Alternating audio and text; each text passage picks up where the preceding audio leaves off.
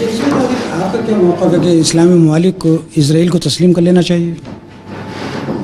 دیکھیں، اگر تسلیم کرنا ہے تو کچھ شرطوں پہ کرنا ہے. اگر بٹھا دیا اس میں بن گیا تو آپ کا کیا خیال ہے؟ مجھے یہ بتائیں کہ اسرائیل کو آپ اس نقشے سے ہٹا دیں گے؟ ناممکن ہے. تو مشکل ہے. ناممکن ہے. جو قرآن کریم نے تعلیم دی ہے وہ تو یہی ہے کہ یہودیوں کا ملک بسے گا دوبارہ. ٹھیک. اور اگر انہوں نے ظلم نہ کیا تو وہ قائم رہیں گے، ظلم کیا تو وہ لوگ ختم ہو جائیں گے. اگر یہودی اپنے فلسطینیوں پہ ظلم کرنے سے باز نہیں آتے اور اسی طرح اپنی انکروچمنٹ کرتے چلے جاتے ہیں تو وہ ختم ہو جائیں گے. کس طرح ہوں گے یہ اللہ بہتر جانتا ہے، خدا تعالیٰ نے خود وعدہ کیا ہوا ہے.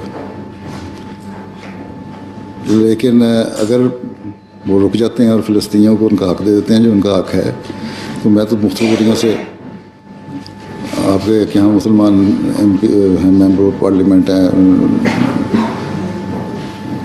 اس کے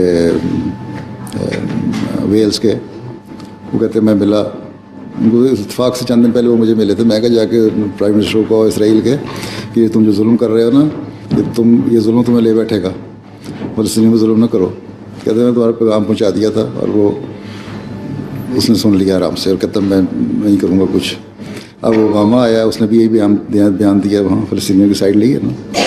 تو جہاں جہاں فلسطینیوں کے ساتھ ان کی حکومت ایک بن گئی ہے ان کو تسلیم کرنا پڑے گا اسرائیل کو، اور جو اسرائیل کو شروع میں علاقہ دیا تھا وہیں رہنا پڑے گا، اپنے آپ کو محدود کرنا پڑے گا.